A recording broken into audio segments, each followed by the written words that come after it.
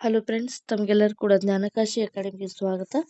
ಈ ಒಂದು ಕ್ಲಾಸ್ನಲ್ಲಿ ಸಸ್ಯಗಳಿಗೆ ಸಂಬಂಧಿಸಿದ ಸಬ್ಜೆಕ್ಟ್ರಿಂದ ಇಂಪಾರ್ಟೆಂಟ್ ಪ್ರಶ್ನೆಗಳನ್ನು ನಾವೀಗ ಮಲ್ಟಿಪಲ್ ಚಾಯ್ಸ್ ಇಂಪಾರ್ಟೆಂಟ್ ಕ್ವೆಶನ್ಗಳನ್ನು ಡಿಸ್ಕಸ್ ಮಾಡೋಣ. ಅದಕ್ಕೂ ಮುಂಚೆ ಈ ಚಾನಲ್ಗೆ ನೀವೇನಾದರೂ ಹೊಸಬರಾಗಿದ್ದರೆ ದಯವಿಟ್ಟು ನಮ್ಮ ಚಾನಲ್ಗೆ ಸಬ್ಸ್ಕ್ರೈಬ್ ಮಾಡ್ಕೊಳ್ಳಿ. ಮೊದಲನೇ ಪ್ರಶ್ನೆ ಈ ರೀತಿಯಾಗಿದೆ. ನಮ್ಮ ಒಂದು ಈ ಚಾನಲಲ್ಲಿ TET ವಿಷಯಕ್ಕೆ ಸಂಬಂಧಿಸಿದ ಇಂಪಾರ್ಟೆಂಟ್ ಮ್ಯಾಥಮೆಟಿಕ್ಸ್ ಸಂಬಂಧಪಟ್ಟಂಥ ಎಲ್ಲ ಚಾಪ್ಟರ್ಗಳನ್ನು ಚಾನಲಲ್ಲಿ ಅಪ್ಲೋಡ್ ಮಾಡಿದ್ದೀವಿ ಮತ್ತು ಕೆಲವೊಂದಿಷ್ಟು ಸೈನ್ಸ್ ಚಾಪ್ಟರನ್ನು ಕೂಡ ನಾವು ಅಪ್ಲೋಡ್ ಮಾಡಿದ್ದೀವಿ. ನೋಡದೇ ಇರೋರು ಚಾನಲ್ ಪ್ಲೇಲಿಸ್ಟ್ಗೆ ಹೋಗಿ ನೀವು ಚೆಕ್ ಮಾಡಿ ನೋಡ್ಬೋದು. ಈಗ ಇಂಪಾರ್ಟೆಂಟ್ ಎಕ್ಸಾಮ್ ಸಮೀಪ ಬರ್ತಾ ಇರೋದ್ರಿಂದ TET ಎಕ್ಸಾಮು ನಾವೀಗೇನು ಮಾಡೋದಪ್ಪ ಅಂದರೆ ಇಂಪಾರ್ಟೆಂಟ್ ಕ್ವಶನ್ಸ್ಗಳನ್ನು MCQ ಇಂಪಾರ್ಟೆಂಟ್ ಕ್ವಶನ್ಗಳನ್ನು ಡಿಸ್ಕಸ್ ಮಾಡ್ತಾ ಹೋಗೋಣ. ದಯವಿಟ್ಟು ವಿಡಿಯೋ ಇಷ್ಟ ಆದರೆ ಲೈಕ್ ಮಾಡಿ. ಏನಾದರೂ ಈ ಒಂದು ವಿಡಿಯೋಗೆ ಸಂಬಂಧಿತ ಡೌಟ್ಸ್ಗಳಿದ್ದರೆ ಕಮೆಂಟ್ ಬಾಕ್ಸಲ್ಲಿ ತಿಳಿಸಿ. ಈಗ ಪ್ರಶ್ನೆಗಳನ್ನು ಸ್ಟಾರ್ಟ್ ಮಾಡೋಣ. ಮೊದಲನೇ ಪ್ರಶ್ನೆ ಈ ರೀತಿಯಾಗಿದೆ. ಸಸ್ಯವರ್ಗದ ಸಸ್ಯಗಳನ್ನು ಉಭಯಜೀವಿಗಳು ಎಂದು ಯಾವುದಕ್ಕೆ ಕರೀತಾರೆ? ಉಭಯಜೀವಿಗಳಂತಂದರೆ ಏನು? ಯಾವುದೇ ಒಂದು ಸಸ್ಯ ಆಗಿರ್ಬೋದು, ಯಾವುದೇ ಒಂದು ಜೀವಿ ಆಗಿರ್ಬೋದು, ಆ ಜೀವಿಯು ನೆಲದ ಮೇಲೂ ಮತ್ತು ನೀರಿನಲ್ಲೂ ಎರಡರಲ್ಲೂ ಕೂಡ ವಾಸ ಮಾಡುವಂತಹ ಒಂದು ಸಸ್ಯಗಳನ್ನು ನಾವು ಉಭಯವಾಸಿ ಸಸ್ಯಗಳು ಅಂತ ಕರಿತೀವಿ. ಹಾಗಾದರೆ ಆ ರೀತಿಯಾಗಿರುವಂಥ ಸಸ್ಯಗಳು ಯಾವಪ್ಪ ಅಂದರೆ ಹಾವಸಿ ಸಸ್ಯಗಳು. ಅದೇ ರೀತಿಯಾಗಿ ನಾವು ಪ್ರಾಣಿಗೆ ತೆಗೆದುಕೊಂಡಾಗ ಉಭಯವಾಸಿ ಜೀವಿಗಳು ಯಾವುಕ್ಕೆ ಅಂತ ಕರಿತೀವಪ್ಪ ಅಂದರೆ ಸರೀಸೃಪಗಳಿಗೆ ನಾವು ಉಭಯವಾಸಿ ಅಂತೇಳಿ ಕರಿತೀವಿ. ಉಭಯವಾಸಿ ಅಂತಂದರೆ ಉಭಯವಾಸಿ ಎನ್ನುವಂಥದ್ದು ಒಂದು ಬೇರೆ ಸಪ್ರೇಟ್ ಇದೆ. ಅದರಲ್ಲಿ ಬರುವಂಥ ಕಪ್ಪೆ ಆಗಿರ್ಬೋದು, ನೀರಿನಲ್ಲಿ ಕೂಡ ವಾಸ ಮಾಡ್ತವೆ, ನೆಲದ ಮೇಲೂ ಕೂಡ ವಾಸ ಮಾಡ್ತವೆ. ಇವುಗಳಿಗೆ ಉಭಯವಾಸಿ ಜೀವಿ ಅಂತ ಹೇಳಿ ಕರಿತೀವಿ. ಓಕೆ, ಈಗ ಸಸ್ಯವರ್ಗದ ಸಸ್ಯಗಳನ್ನು ಉಭಯವಾಸಿ ಜೀವಿಗಳಂದರೆ ಅವು ಹಾವಸಿ ಸಸ್ಯಗಳಾಗಿರ್ತವೆ. ನೆಕ್ಸ್ಟ್ ಪ್ರಶ್ನೆ, ರಿಕ್ಸಿಯಾ ಯಾವ ವರ್ಗಕ್ಕೆ ಸೇರಿದ ಸಸ್ಯವಾಗಿದೆ? ರಿಕ್ಸಿಯಾ ಅಂತಕ್ಕಂಥದ್ದು ಯಾವ ವರ್ಗಕ್ಕೆ ಸೇರಿದ ಸಸ್ಯವಾಗಿದೆ ಅಂತ ಹೇಳಿ ಪ್ರಶ್ನೆ ಇದೆ. ರಿಕ್ಸಿಯಾ ಅಂತಕ್ಕಂಥದ್ದು ಇದು ಹಾವಸಿ ಸಸ್ಯಗೆ ಒಂದು ಉದಾಹರಣೆಯಾಗಿದೆ. ರಿಕ್ಸಿಯಾ ಇದು ಹಾವಸಿ ಸಸ್ಯಗೆ ಒಂದು ಉದಾಹರಣೆಯಾಗಿದೆ. ಮೂರನೇ ಪ್ರಶ್ನೆ, ಅಡಿಯಾಟು ಇದು ಯಾವ ವರ್ಗಕ್ಕೆ ಸೇರಿದೆ? ಅಡಿಯಾಟು ಎನ್ನುವಂಥದ್ದು ಯಾವ ವರ್ಗಕ್ಕೆ ಸೇರಿದೆ? ಇದು ಜರಿ ಸಸ್ಯಗಳಿಗೆ ಸಂಬಂಧಿಸಿದಾಗಿದೆ. ನಗ್ನ ಬೀಜ ಸಸ್ಯ ಅಂದರೆ ಬೀಜಗಳು ಇಲ್ಲದೇ ಇರುವಂಥ ಸಸ್ಯ. ಹಾವಸಿ ಸಸ್ಯ ಇದು ಉಭಯವಾಸಿ ಸಸ್ಯ. ಹೂ ಬಿಡುವ ಸಸ್ಯ ಏನಿದೆ ಇದು ಆವೃತ ಬೀಜ ಸಸ್ಯ. ಅನಾವೃತ ಬೀಜ ಸಸ್ಯಗಳು ಬೇರೆ ಬೇರೆ ವಿಧಗಳ ಬರ್ತವೆ. ಅದರಲ್ಲಿ ಅಡಿಯಾಟು ಎನ್ನುವಂಥದ್ದು ಜರಿ ಸಸ್ಯಕ್ಕೆ ಉದಾಹರಣೆಯಾಗಿದೆ. ನಾಲ್ಕನೇ ಪ್ರಶ್ನೆ, ಸಸ್ಯದ ಸಂತಾನೋತ್ಪತ್ತಿ ಭಾಗ ಯಾವುದು ಅಂತ ಇದೆ. ಅದು ಹೂವಾಗಿರುತ್ತೆ. ಸಸ್ಯದ ಸಂತಾನೋತ್ಪತ್ತಿಯ ಭಾಗ ಅದು ಹೂವು ಆಗಿರುತ್ತೆ. ಐದನೇ ಪ್ರಶ್ನೆ, ಅತ್ಯಂತ ಚಿಕ್ಕ ಹೂವು ಯಾವುದು? ಅತ್ಯಂತ ಚಿಕ್ಕ ಹೂವು ಯಾವುದು ಅಂತ ಇದೆ. ಉಲ್ಫಿಯಾ ಎನ್ನುವಂಥದ್ದು ಅತ್ಯಂತ ಚಿಕ್ಕ ಸಸ್ಯ ಆಗಿದೆ. ಹಾಗಾದರೆ ಅತ್ಯಂತ ದೊಡ್ಡ ಹೂವು ಯಾವುದಪ್ಪ ಅಂದರೆ ರ್ಯಾಪೋಸಿಯಾ. ಅತ್ಯಂತ ದೊಡ್ಡ ಹೂವು ರ್ಯಾಪೋಸಿಯಾ ಅನ್ನುವಂಥದ್ದು. ಓಕೆ, ಮಾವಿನ ಗಿಡದ ವೈಜ್ಞಾನಿಕ ಹೆಸರು ಏನು? ಮಾವಿನ ಗಿಡದ ವೈಜ್ಞಾನಿಕ ಹೆಸರು ಮ್ಯಾಂಜಿಫೆರಾ ಇಂಡಿಕಾ. ಮ್ಯಾಂಜಿಫೆರಾ ಇಂಡಿಕಾ ಎನ್ನುವಂಥದ್ದು. ಎಂಟನೇ ಪ್ರಶ್ನೆ, ಶಂಕುಗಳು ಕಂಡುಬರುವ ಸಸ್ಯಗಳ ವರ್ಗ ಯಾವುದು? ಶಂಕುಗಳು ಕಂಡುಬರುವ ಸಸ್ಯದ ವರ್ಗ ಯಾವುದು ಅಂತ ಇದೆ. ಸೊ ಸಸ್ಯದ ವರ್ಗ ಕಂಡುಬರುವಂಥವು ಶಂಕು ಕಂಡುಬರುವಂಥ ಸಸ್ಯದ ವರ್ಗ ನಗ್ನ ಬೀಜ ಸಸ್ಯಗಳು ಗುಂಪಿಗೆ ಶಂಕು ಹೂಗಳು ಕಂಡುಬರ್ತವೆ. ಕೆಂಪು ಶೈವಲ ಕೆಂಪಾಗಿರಲು ಕಾರಣವಾದ ವರ್ಣಕ ಯಾವುದು? ಕೆಂಪು ಶೈವಲವು ಕೆಂಪಾಗಿರಲು ಕಾರಣವಾದ ವರ್ಣಕ ಯಾವುದು? ಸರಿಯಾದ ಉತ್ತರ ಪೈಕೋ ಎರಿಥ್ರಿನ್. ಪೈಕೋ ಎರಿಥ್ರಿನ್ ಎನ್ನುವಂಥದ್ದು ಸರಿಯಾದ ಉತ್ತರ ಆಗಿರುತ್ತೆ. ಪೈಕೋ ಎರಿಥ್ರಿನ್. ಕಂದು ಶೈವಲ ಕಂದಾಗಿರಲು ಕಾರಣ ಏನು? ಕಂದು ಶೈವಲ ಕಂದಾಗಿರಲು ಕಾರಣ ಏನು? ಕ್ಸಾಂಥೋಫಿಲ್ ಎಂತಕ್ಕಂಥದ್ದು. 11ನೇ ಪ್ರಶ್ನೆ, ಇವುಗಳಲ್ಲಿ ಔಷಧೀಯ ಸಸ್ಯವನ್ನು ಹೆಸರಿಸಿ. 11ನೇ ಪ್ರಶ್ನೆ, ಇವುಗಳಲ್ಲಿ ಔಷಧಿ ಸಸ್ಯವನ್ನು ಗುರುತಿಸಿ. ಅದು ಸರ್ಪಗಂಧಿ ಎನ್ನುವಂಥದ್ದು ಸರಿಯಾದ ಉತ್ತರ. ಉಳಿದ ಆಪ್ಷನ್ಗಳನ್ನು ನೋಡ್ಕೊಳ್ಳಿ. ಇಲ್ಲಿ ನಾನು ಸರಿಯಾದ ಉತ್ತರವನ್ನು ಮಾತ್ರ ಹೇಳ್ತಾ ಹೋಗ್ತೀನಿ. 12ನೇ ಪ್ರಶ್ನೆ, ಕುಂಡಗಳಲ್ಲಿ ಕುಬ್ಜ ಸಸ್ಯಗಳನ್ನು ಬೆಳೆಸುವ ಪದ್ಧತಿಗೆ ಹೀಗೆನ್ನುವರು. ಕುಂಡಗಳ ಅಂದರೆ ನೀವು ಮನೆಯಲ್ಲಿ ಶೋಕಿಗಾಗಿ ಏನಿಟ್ಟಿರ್ತೀರ, ಸಸ್ಯಗಳನ್ನ ಇಟ್ಟಿರ್ತೀರ, ಆ ಸಸ್ಯಗಳನ್ನು ಬೆಳೆಸುವಂಥ ಪದ್ಧತಿಗೆ ಏನಂತ ಕರೀತಾರೆ ಎನ್ನುವಂಥದ್ದು. ಅದು ಬೋನ್ಸಾಯಿ ಪದ್ಧತಿ ಆಗಿರುತ್ತೆ. ನೆಕ್ಸ್ಟ್, ಹೂವಿನ ಗಂಡು ಭಾಗವನ್ನು ತಿಳಿಸಿ. ಹೂವಿನ ಗಂಡು ಭಾಗ ತಿಳಿಸಿ ಅಂತ ಇದೆ. ಹೂವಿನ ಗಂಡು ಭಾಗ ಯಾವುದಪ್ಪ ಅಂದರೆ, ಇದರಲ್ಲಿ ನಾವು ನೋಡೋದಾದರೆ ಹೂವಿನ ಹೆಣ್ಣು ಭಾಗ ಅದು ಅಂಡಾಶಯ ಆಗಿರುತ್ತೆ. ಅದು ಪರಾಗಕೋಶ ಎನ್ನುವಂಥದ್ದು ಸರಿಯಾದ ಉತ್ತರ. ಇವುಗಳಲ್ಲಿ ಸಾಂಬಾರ್ ಸಸ್ಯವನ್ನು ಗುರುತಿಸಿ. ಕರಿಮೆಣಸು, ಎಳ್ಳು, ಕೊಕ್ಕೋ, ರಾಗಿ ಎನ್ನುವಂಥದ್ದು ಇದೆ. ಇದರಲ್ಲಿ ಸಾಂಬಾರ್ ಸಸ್ಯ ಕರಿಮೆಣಸು ಆಗಿರುತ್ತೆ. 15ನೇ ಪ್ರಶ್ನೆ, ಆಯುರ್ವೇದ ಪಿತಾಮಹ ಎಂದು ಇವರನ್ನು ಕರೆಯಲಾಗುತ್ತದೆ. ಆಯುರ್ವೇದದ ಪಿತಾಮಹ ಚರಕ ಅಂತ ಹೇಳಿ ನಾವು ಕರಿತೀವಿ. ನಂತರ 16ನೇ ಪ್ರಶ್ನೆ, ಚಾಕ್ಲೇಟ್ ತಯಾರಿಸಲು ಬಳಸುವಂಥ ಪಾನೀಯ ಸಸ್ಯ ಯಾವುದು? ಚಾಕ್ಲೇಟ್ ತಯಾರಿಸಲು ಬಳಸುವಂಥ ಪಾನೀಯ ಸಸ್ಯ ಯಾವುದು? ಅದು ಕೊಕ್ಕೋ ಆಗಿರುತ್ತೆ. ಕೊಕ್ಕೋ ಎನ್ನುವಂತಹ ಪಾನೀಯ ಸಸ್ಯವನ್ನು ಬಳಸ್ತಾರೆ.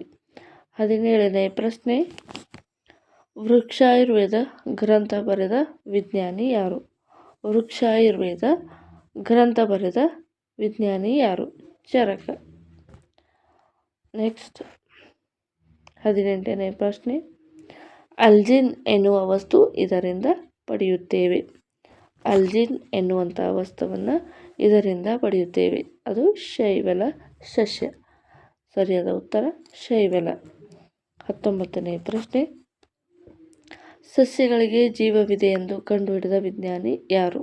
ಅವರು ಜೆ.ಸಿ. ಬೋಸ್ ಅಂದರೆ ಜಗದೀಶ್ ಚಂದ್ರ ಬೋಸ್.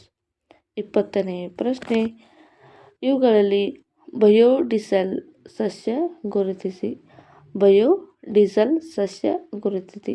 20ನೇ ಪ್ರಶ್ನೆ, ಇವುಗಳಲ್ಲಿ ಯಾವುದು ಬಯೋಡೀಸಲ್ ಸಸ್ಯ ಆಗಿದೆ ಎನ್ನುವಂಥದ್ದು.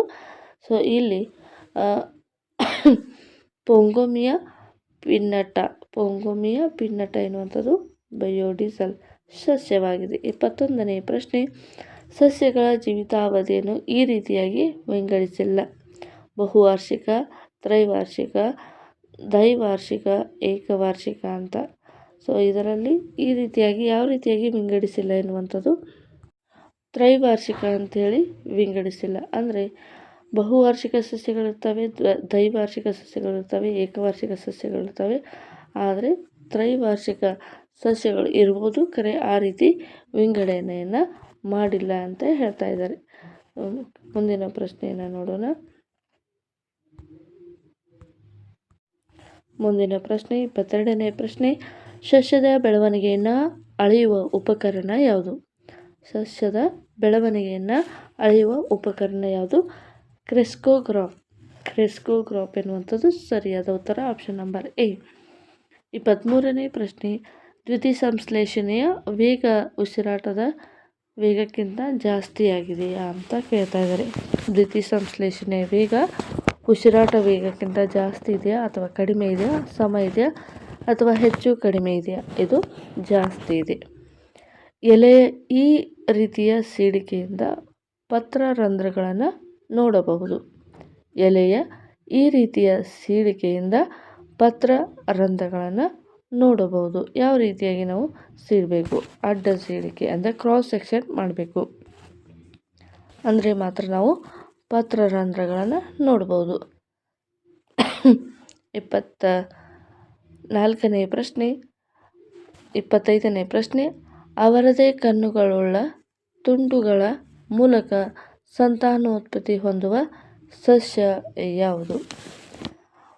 ಅವರದೇ ಕಣ್ಣುಗಳುಳ್ಳ ತುಂಡುಗಳ ಮೂಲಕ ಸಂತಾನೋತ್ಪತ್ತಿ ಮಾಡುವ ಸಸ್ಯ ಯಾವುದು? ಅಂದರೆ ನಿಮಗೆ ಗೊತ್ತೇ ಇರುತ್ತೆ, ಅದು ಸಾಮಾನ್ಯವಾಗಿ ಪಪ್ಪಾಯ ಬೆಳಿಬೇಕಂದ್ರೂ ಬೀಜ ಬೇಕು, ಜೋಳ ಬೆಳೀಲಿಕ್ಕೆ ಬೀಜ ಬೇಕು, ಬೇವು ಬೆಳೀಲಿಕ್ಕೂ ಕೂಡ ಬೀಜ ಬೇಕು. ಆದರೆ ಕಬ್ಬು ಬೆಳೀಲಿಕ್ಕೆ ಮಾತ್ರ ನಾವು ಕಣ್ಣುಗಳನ್ನು ನೋಡಿ ಕಬ್ಬುಗಳನ್ನು ಬೆಳೆಯುವಂಥದ್ದು. ನೆಕ್ಸ್ಟು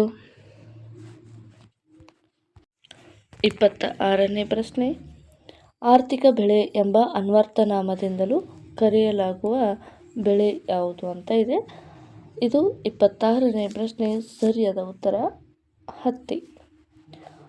ಅತಿ ವೇಗವಾಗಿ ಬೆಳೆಯುವ ಮರ ಯಾವುದು? ಅತಿ ವೇಗವಾಗಿ ಬೆಳೆಯುವ ಮರ ಯಾವುದು? ನಿಮಗೆ ಗೊತ್ತಿರುತ್ತೆ, ಸಾಮಾನ್ಯವಾಗಿ ಬಿದಿರು, ಅದನ್ನು ಹುಲ್ಲು ಅಂತ ಕೂಡ ಕರೀತಾರೆ.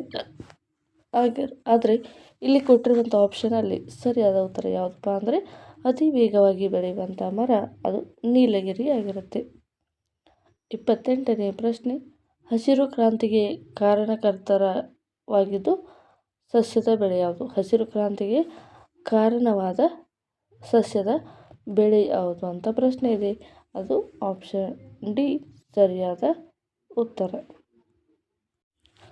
29ನೇ ಪ್ರಶ್ನೆ, ದ್ಯುತಿಸಂಶ್ಲೇಷಣಾ ಕ್ರಿಯೆಯಲ್ಲಿ ಬಿಡುಗಡೆಯಾಗುವ ಅನಿಲ ಯಾವುದು? ಅದು ಆಮ್ಲಜನಕ ಆಗಿರುತ್ತೆ.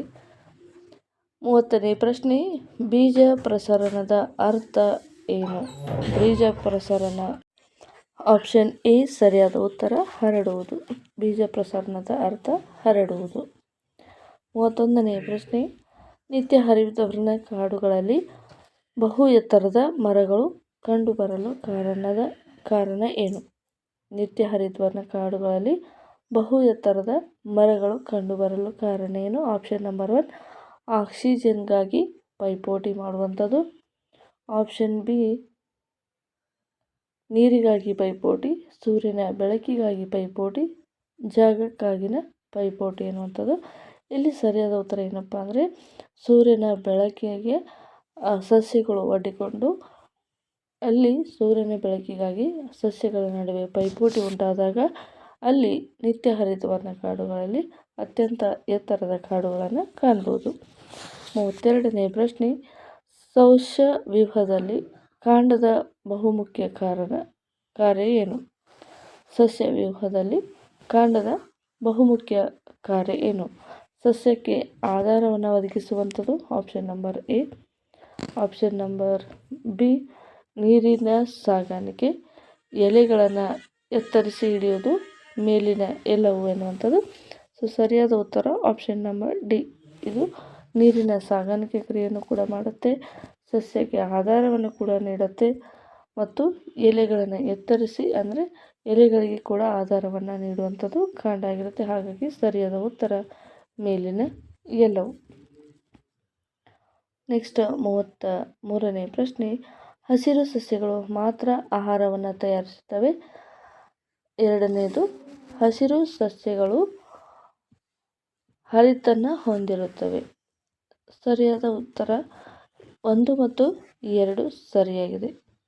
1 ಮತ್ತು 2 ಸರಿಯಾಗಿದೆ. ಅಂದರೆ ಹಸಿರಾಗಿರುವಂಥ ಸಸ್ಯಗಳು ಮಾತ್ರ ಆಹಾರವನ್ನು ತಯಾರಿಸ್ತವೆ. ಯಾಕಪ್ಪ ಅಂದರೆ ಹಸಿರಾಗಿರುವಂಥ ಸಸ್ಯಗಳಲ್ಲಿ ಪತ್ರಹರಿತನ್ನು ಹೊಂದಿರುತ್ತೆ, ಹಾಗಾಗಿ ಇವುಗಳು ಆಹಾರವನ್ನು ತಯಾರಿಸುತ್ತವೆ. 1 ಮತ್ತು 2 ಸರಿಯಾಗಿದೆ. 34ನೇ ಪ್ರಶ್ನೆ, ಇದು ತಂತು ಬೇರುಗಳನ್ನು ಹೊಂದಿರುವ ಸಸ್ಯವಾಗಿದೆ. ಹತ್ತಿ, ಹುಲ್ಲು, ಬಟಾಣಿ, ಶೇಂಗಾ. ಸರಿಯಾದ ಉತ್ತರ ಆಪ್ಷನ್ ಸಿ ಹುಲ್ಲು. ಹುಲ್ಲುಗಳಲ್ಲಿ ಇಲ್ಲಿ ಸಮಾನಾಂತರವಾದ ಫೈಬ್ರಸ್ ರೀತಿಯಲ್ಲಿ ನಾವು ಬೇರುಗಳನ್ನು ನೋಡ್ತೀವಿ. ಹತ್ತಿ, ಬಟಾಣಿ, ಶೇಂಗಾವನ್ನು ನೋಡಿದಾಗ ಇಲ್ಲಿ ತಾಯಿ ಬೇರು ಇರುವಂಥದ್ದನ್ನು ಕಾಣ್ತೀವಿ. ಮತ್ತು ಸಸ್ಯ ಬೇರು ಮತ್ತು ತಂತು ಬೇರು ಮತ್ತು ತಾಯಿ ಬೇರುವನ್ನು ನಾವು ಡಿಫ್ರೆನ್ಸಿಯೇಟ್ ಮಾಡಬೇಕಾದ್ರೆ ಏಕದಳ ಸಸ್ಯ, ದ್ವಿದಳ ಸಸ್ಯ, ಏಕಜಾಲಬಂಧ ನಾಳ ಮತ್ತು ಸಮಾನಾಂತರ ನಾಳಬಂಧ, ಈ ರೀತಿಯಾಗಿ ಕೆಲವೊಂದಿಷ್ಟು ಡಿಫ್ರೆನ್ಸಿಯೇಷನ್ ನೋಡ್ಕೊಂಡಾಗ ಇದು ನಮಗೆ ತಿಳಿಯುತ್ತೆ. 35ನೇ ಪ್ರಶ್ನೆ, ಕೀಟಗಳನ್ನು ಆಕರ್ಷಿಸುವ ಹೂವಿನ ಭಾಗ ಯಾವುದು? ಕೀಟಗಳನ್ನು ಆಕರ್ಷಿಸುವ ಹೂವಿನ ಭಾಗ ಯಾವುದು? ಅದು ಪುಷ್ಪದಳಗಳು. ಪುಷ್ಪದಳಗಳು ಬೇರೆ ಬೇರೆ ಬಣ್ಣದಿಂದ ಇರುವುದರಿಂದ ಅವುಗಳು ಕೀಟಗಳನ್ನು ಆಕರ್ಷಿಸಿ ಸಸ್ಯದ ಸಂತಾನೋತ್ಪತ್ತಿಗೆ ಸಹಾಯವನ್ನು ಮಾಡುತ್ತವೆ. 36ನೇ ಪ್ರಶ್ನೆ, ಸಸ್ಯದಲ್ಲಿ ಹೆಣ್ಣು ಇದರಿಂದ ಉಂಟಾಗುತ್ತದೆ. ಯಾವುದಪ್ಪ ಅಂದರೆ ಸಸ್ಯದ ಶಲಾಕರಗಳು ಮತ್ತು ಇವುಗಳು ಹೂವಿನ ಗಂಡು ಭಾಗ ಅಂತ ಕರಿತೀವಿ. ಈ ಒಂದು ಸಸ್ಯದಲ್ಲಿ ಅಂಡಾಶಯ ಎನ್ನುವಂಥದ್ದು ಹೂವಿನ ಹೆಣ್ಣು ಭಾಗ ಆಗಿರುತ್ತೆ. ಈ ಒಂದು ಭಾಗದಲ್ಲಿ ಸಸ್ಯದ ಹಣ್ಣುಗಳು ಬೆಳೆಯುವಂಥದ್ದು. ಹಾಗಾಗಿ ಆಪ್ಷನ್ ಸಿ ಅಂಡಾಶಯ. 37ನೇ ಪ್ರಶ್ನೆ, ಸಸ್ಯದ ಎಲೆ ಹಸಿರಾಗಿರಲು ಕಾರಣ. ಸಸ್ಯದ ಎಲೆಗಳು ಹಸಿರಾಗಿರಲು ಕಾರಣ ಅಂದರೆ ಅದು ಪತ್ರ ಹರಿತು. ಹಿಮೋಗ್ಲೋಬಿನ್ ಎಲ್ಲಿ ಬರುತ್ತೆ ಅಂದರೆ ರಕ್ತ ಕೆಂಪಾಗಿರಲು ಕಾರಣ ಏನಂದರೆ ಅದು ಹಿಮೋಗ್ಲೋಬಿನ್ ಆಗಿರುತ್ತೆ. ಗ್ಲೂಕೋಸ್ ಎನ್ನುವಂಥದ್ದು ಸಸ್ಯಗಳು ಆಹಾರವನ್ನು ತಯಾರಿಸಿ ಅವು ಗ್ಲೂಕೋಸ್ನ ಗುಂಪಂದ ಅಂದಾಗ ಅದು ಎಲ್ಲ ಆಹಾರದ ಸಂಗ್ರಹಣೆ ಅದು ಗ್ಲೂಕೋಸ್ ಆಗಿರುತ್ತೆ. ಸಸ್ಯವು ಆಹಾರವನ್ನು ತಯಾರಿಸುವಂಥ ಸಂದರ್ಭದಲ್ಲಿ ಬಿಡುಗಡೆ ಮಾಡುವಂಥ ಅನಿಲ ಆಕ್ಸಿಜನ್ ಆಗಿರುತ್ತೆ. ಈ ಎಲ್ಲ ಕ್ರಿಯೆ ಗ್ಲೂಕೋಸ್ ಮತ್ತು ಆಕ್ಸಿಜನ್ ರೆಡಿ ಆಗಬೇಕಾದ್ರೆ ಯಾವುದೇ ಹಸಿರು ಸಸ್ಯದಲ್ಲಿ ಪತ್ರ ಹರಿತು ಇರಬೇಕಾಗುತ್ತೆ. ಹಾಗಾಗಿ ಆಪ್ಷನ್ ಸಿ ಸರಿಯಾದ ಉತ್ತರ. ಗ್ರಾನ ಭಾಗದಲ್ಲಿ ನಡೆಯುವಂಥ ಕ್ರಿಯೆ ಯಾವುದು?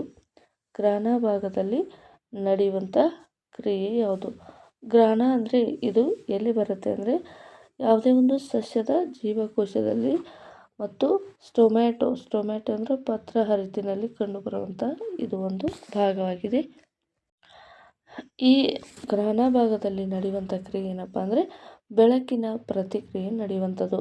ಅಂದರೆ ಬೆಳಕನ್ನು ಹೀರಿಕೊಂಡು ಬೆಳಕಿನಿಂದ ಸಸ್ಯದ ಆಹಾರದ ಉತ್ಪತ್ತಿ ಮಾಡಿ ಅಲ್ಲಿ ಆಹಾರವನ್ನು ಸಂಗ್ರಹಣೆ ಮಾಡುವಂಥದ್ದು. ಎಲ್ಲಿ ಅಂದರೆ ಅದು ಗ್ರಾನ ಭಾಗದಲ್ಲಿ ಸಸ್ಯವು ಬೆಳಕನ್ನು ಹೀರಿಕೊಳ್ಳುವಂಥದ್ದು.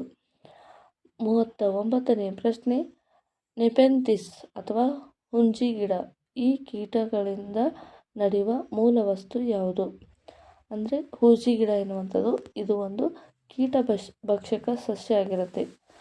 ಹಾಗಾದರೆ ಈ ಕೀಟ ಭಕ್ಷಕ ಸಸ್ಯವು ಆ ಒಂದು ಕೀಟಗಳನ್ನು ತಿಂದ ಮೇಲೆ ಯಾವುದನ್ನು ಆ ಒಂದು ಕೀಟದಿಂದ ಪಡೆದುಕೊಳ್ಳುತ್ತೆ ಎನ್ನುವಂಥದ್ದು ಆಗಿತ್ತು.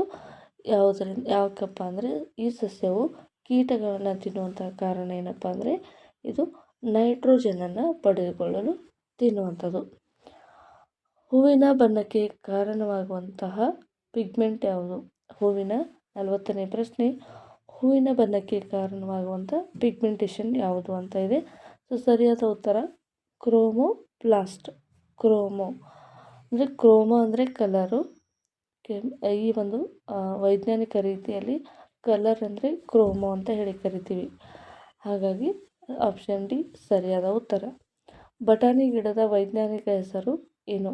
ಬಟಾಣಿ ಗಿಡದ ವೈಜ್ಞಾನಿಕ ಹೆಸರು ಏನು? ಪೈಸಮ್ ಸಟೈವಮ್. ಆಪ್ಷನ್ ಬಿ ಅನ್ನು ಆಪ್ಷನ್ ಎ ಸರಿಯಾದ ಉತ್ತರ. ಹಾಗೆ ಆಪ್ಷನ್ 3 ಕೂಡ ನೋಡೋಣ. ಮ್ಯಾಂಜಿಫೆರಾ ಇಂಡಿಕಾ ಅಂದರೆ ಇದು ಮಾವಿನ ವೈಜ್ಞಾನಿಕ ಹೆಸರು. ಹೋಮೋಸೆಪಿಯನ್ ಅಂದರೆ ಇದು ಮಾನವನ ವೈಜ್ಞಾನಿಕ ಹೆಸರು. ಕ್ಯಾನಿಸ್ ಫೆಮಿಲಿಯಾಸ್ ಅಂದರೆ ಇದು ಒಂದು ಜೀವಿಯ ವೈಜ್ಞಾನಿಕ ಹೆಸರು ಆಗಿರುತ್ತೆ. ನೆಕ್ಸ್ಟ್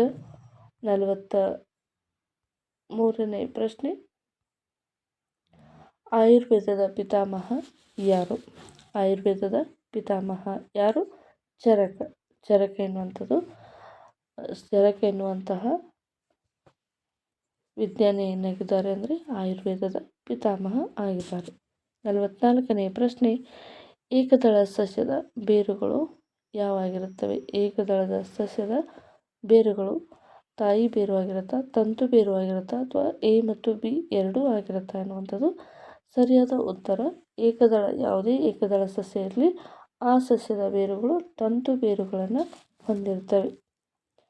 45ನೇ ಪ್ರಶ್ನೆ, ದ್ವಿದಳ ಸಸ್ಯದ ಬೇರುಗಳು ಆಪ್ಷನ್ ಬಿ ತಾಯಿ ಬೇರು ಆಗಿರುತ್ತೆ. ನೆಕ್ಸ್ಟ್ 46ನೇ ಪ್ರಶ್ನೆ, ಜೋಳ ಮತ್ತು ರಾಗಿ ಏಕದಳನ ಅಥವಾ ದ್ವಿದಳನ, ತ್ರಿದಳ ಅಥವಾ ಯಾವುದೇ ಅಲ್ಲ? ಸರಿಯಾದ ಉತ್ತರ ಏನಪ್ಪ ಅಂದರೆ ಆಪ್ಷನ್ ಎ ಇದು ಏಕದಳ ಸಸ್ಯಗಳಾಗಿವೆ. 47ನೇ ಪ್ರಶ್ನೆ, ದ್ವಿದಳ ಧಾನ್ಯಗಳ ಬೇರಿನಲ್ಲಿರುವ ಬ್ಯಾಕ್ಟೀರಿಯಾ ಯಾವುದು? ದ್ವಿದಳ ಧಾನ್ಯಗಳ ಬೇರಿನಲ್ಲಿರುವಂಥ ಬ್ಯಾಕ್ಟೀರಿಯಾ ಯಾವುದು? ಸರಿಯಾದ ಉತ್ತರ ರೈಜೋಬಿಯಂ. ಈಗ ಶೇಂಗಾವನ್ನು ನೋಡಿದಾಗ ಆ ಶೇಂಗಾ ಬೇರಿನ ಭಾಗದಲ್ಲಿ ರೈಬೋಸಿಯಂ ಎನ್ನುವಂತಹ ಬ್ಯಾಕ್ಟೀರಿಯಾಗಳಿರ್ತವೆ. ಈ ಬ್ಯಾಕ್ಟೀರಿಯಾಗಳು ನಿಸರ್ಗದಲ್ಲಿ ಅಥವಾ ಇರುವಂಥ ನೈಟ್ರೋಜನನ್ನು ಹೀರಿಕೊಂಡು ಆಹಾರ ತಯಾರಿಕೆಗೆ ಸಹಾಯವನ್ನು ಮಾಡುತ್ತವೆ. 48ನೇ ಪ್ರಶ್ನೆ, ಯೂರಿಯಾದಲ್ಲಿರುವ ನೈಟ್ರೋಜನ್ನ ಪ್ರಮಾಣ ಎಷ್ಟು? ಯೂರಿಯಾದಲ್ಲಿರುವ ನೈಟ್ರೋಜನ್ ಪ್ರಮಾಣ ಎಷ್ಟು? 48ನೇ ಪ್ರಶ್ನೆ ಸರಿಯಾದ ಉತ್ತರ 47%. ನೆಕ್ಸ್ಟ್ ಪ್ರಶ್ನೆ 49ನೇ ಪ್ರಶ್ನೆ, ಒಬ್ಬ ರೈತನು ತನ್ನ ಹೊಲದಲ್ಲಿ ಬೆಳೆದ ಆಲೂಗಡ್ಡೆಯಲ್ಲಿ ಪ್ರತಿ ವರ್ಷ ಲಾಭವನ್ನು ಗಳಿಸುತ್ತಾನೆ. ಆದರೆ ಪ್ರಸ್ತುತ ವರ್ಷದಲ್ಲಿ ಅವನು ಬೆಳೆದ ಬೆಳೆಗೆ ಎಲೆಗಳು ಬೂದು ಬಣ್ಣಕ್ಕೆ ತಿರುಗಿ ಬೆಳೆಯು ಸೊರಗಿ ಹೋಗುತ್ತದೆ. ಇದಕ್ಕೆ ಸರಿಯಾದ ಕಾರಣ ಏನು ಅಂತ ಇದೆ. ಸೊ ಆಪ್ಷನ್ ನಂಬರ್ ಏನಪ್ಪ ಅಂದರೆ ಆಪ್ಷನ್ ನಂಬರ್ ಡಿ ಸರಿಯಾದ ಉತ್ತರ. ಫಂಗಸ್ಗಳ ಹಾವಳಿಯಿಂದ ಸಸ್ಯದ ಎಲೆಗಳು ಬೂದು ಬಣ್ಣಕ್ಕೆ ತಿರುಗುತ್ತವೆ. ಇದರಿಂದ ಬೆಳೆಯಲ್ಲಿ ನಷ್ಟ ಉಂಟಾಗುತ್ತದೆ. 50ನೇ ಪ್ರಶ್ನೆ, ಶೈವಲಗಳಲ್ಲಿ ಕೆಂಪು ಬಣ್ಣಕ್ಕೆ ಕಾರಣವಾದ ವರ್ಣಕ ಯಾವುದು? ಶೈವಲಗಳಲ್ಲಿ ಕೆಂಪು ಬಣ್ಣಕ್ಕೆ ಕಾರಣವಾದ ವರ್ಣಕ ಯಾವುದು? ಸರಿಯಾದ ಉತ್ತರ ಬಿ ಫೈಕೋ ಎರಿಥ್ರಿನ್. ಅಂದರೆ ಫೈಕೋ ಎರಿಥ್ರಿನ್ ಎನ್ನುವಂಥದ್ದು ಇದು ಕೆಂಪು ಬಣ್ಣಕ್ಕೆ ಕಾರಣವಾಗುವಂಥ ಶೈವಲಗಳಿಗೆ ಕ್ರೋಮ್ಯಾಟಿಕ್ ಕಲರ್ ಆಗಿರುತ್ತೆ. 51ನೇ ಪ್ರಶ್ನೆ, ಶೈವಲ ಮತ್ತು ಶಿಲೀಂಧ್ರಗಳು ಪರಸ್ಪರ ಲಾಭಕ್ಕಾಗಿ ಜೊತೆ ಜೀವನವನ್ನು ನಡೆಸುತ್ತವೆ. ಇವುಗಳನ್ನು ಏನೆಂದು ಕರೆಯುತ್ತಾರೆ? ಈ ರೀತಿಯಾಗಿರುವಂತಹ ಜೀವಿಗಳಿಗೆ ಕಲ್ಲು ಹೂವು ಅಂತ ಹೇಳಿ ಕರೀತಾರೆ. ಶೈವಲ ಮತ್ತು ಶಿಲೀಂಧ್ರಗಳು ಪರಸ್ಪರ ಲಾಭಕ್ಕಾಗಿ ಜೀವನವನ್ನು ನಡೆಸುತ್ತಾರೆ. ಈ ರೀತಿಯಾಗಿರುವಂಥ ಸಸ್ಯಗಳಿಗೆ ಕೂಡು ಜೀವನ ಅಂತ ಕೂಡ ಕರೀತಾರೆ. ಅಲ್ಲದೆ ಇಲ್ಲಿ ಉದಾಹರಣೆಯನ್ನು ಕೊಟ್ಟಿದ್ದಾರೆ, ಕಲ್ಲು ಹೂವು ಎನ್ನುವಂಥದ್ದು. ನೆಕ್ಸ್ಟ್ 52ನೇ ಪ್ರಶ್ನೆ, ಸಸ್ಯಶಾಸ್ತ್ರದ ಜನಕ ಯಾರು? ಸಸ್ಯಶಾಸ್ತ್ರದ ಜನಕ ಯಾರು? ಸರಿಯಾದ ಉತ್ತರ option C Carolus Linnaeus. Carolus Linnaeus. Next 53ನೇ ಪ್ರಶ್ನೆ, ಸಸ್ಯಗಳಿಗೆ ಜೀವವಿದೆ ಎಂದು ಹೇಳಿದ ಭಾರತೀಯ ವಿಜ್ಞಾನಿ ಯಾರು? ಸಸ್ಯಗಳಿಗೆ ಜೀವವಿದೆ ಎಂದು ಹೇಳಿದ ಭಾರತೀಯ ವಿಜ್ಞಾನಿ ಯಾರು? Option B Jagadish Chandra Bose. ಇದು ಒಂದು ಬೇರು.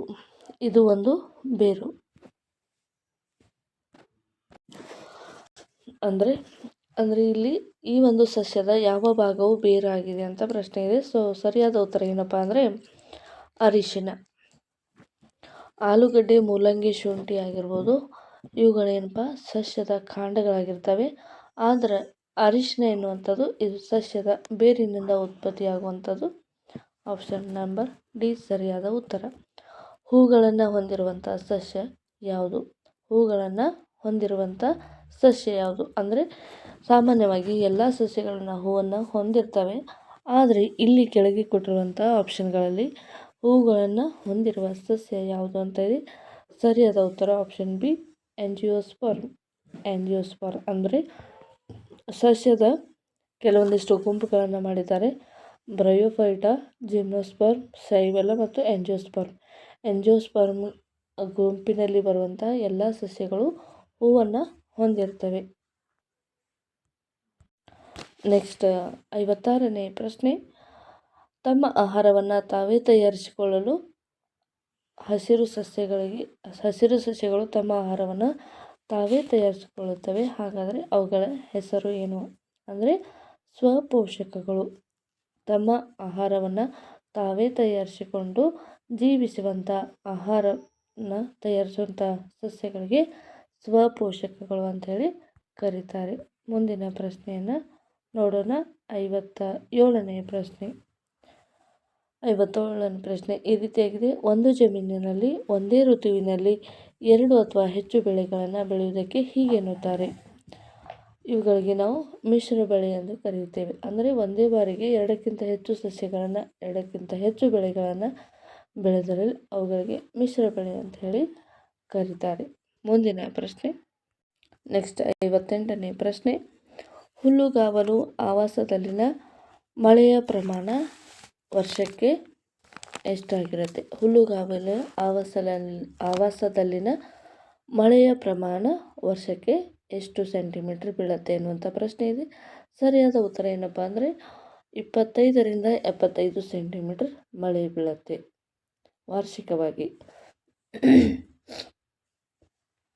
59ನೇ ಪ್ರಶ್ನೆ, ಈರುಳ್ಳಿ ಸಸ್ಯದಲ್ಲಿ ಆಹಾರ ಸಂಗ್ರಹಣೆಯ ಭಾಗ ಯಾವುದು? ಈರುಳ್ಳಿ ಸಸ್ಯದಲ್ಲಿ ಆಹಾರ ಸಂಗ್ರಹಣೆಯ ಭಾಗ ಯಾವುದು? ಸರಿಯಾದ ಉತ್ತರ ಅದು ಆಪ್ಷನ್ ಎ, ಎಲೆ. 60ನೇ ಪ್ರಶ್ನೆ, ಹೂವಿನ ಸಂತಾನೋತ್ಪತ್ತಿಯ ಹೆಣ್ಣು ಭಾಗ ಯಾವುದು? ಹೂವಿನ ಸಂತಾನೋತ್ಪತ್ತಿಯ ಹೆಣ್ಣು ಭಾಗ ಯಾವುದು? Option B, ಅಂಡಾಶಯ. ನೆಕ್ಸ್ಟ್ ಪ್ರಶ್ನೆ, 62ನೇ ಪ್ರಶ್ನೆ, ವೆಲಸನೇರಿಯ ಸಸ್ಯದ ಉಸಿರಾಟಕ್ಕೆ ಸಹಾಯ ಮಾಡುವ ಬೇರು ಯಾವುದು? ವೆಲಸನೇರಿಯ ಸಸ್ಯದ ಉಸಿರಾಟಕ್ಕೆ ಸಹಾಯ ಮಾಡುವಂಥ ಬೇರು ಯಾವುದು? ಆಪ್ಷನ್ ಈ ರೀತಿಯಾಗಿದೆ: ಹೀರು ಬೇರು, ವಾಯುವಿಕೆ ಬೇರು, ತಂತು ಬೇರು, ತಾಯಿ ಬೇರು. ಸರಿಯಾದ ಉತ್ತರ ಆಪ್ಷನ್ ಬಿ, ವಾಯುವಿಕೆ ಬೇರು. ಈ ರೀತಿಯಾಗಿರುವಂಥ ಸಸ್ಯಗಳು ತಮ್ಮ ಬೇರುಗಳನ್ನು ಗಾಳಿಯಲ್ಲಿ ತೇಲಲು ಬಿಡ್ತವೆ. ಈ ಗಾಳಿಯಿಂದ ಅವುಗಳು ತಮ್ಮ ಪೋಷಕಾಂಶಗಳನ್ನು ಹೀರಿಕೊಂಡು ಆ ಸಸ್ಯದ ಭಾಗಗಳಿಗೆ ಸರಬರಾಜು ಮಾಡುವಂಥದ್ದು. 63ನೇ ಪ್ರಶ್ನೆ, ಈ ಸಸ್ಯದ ಬೀಜವು ಸಸ್ಯ ಪ್ರಪಂಚದ ಅತಿ ದೊಡ್ಡ ಬೀಜ.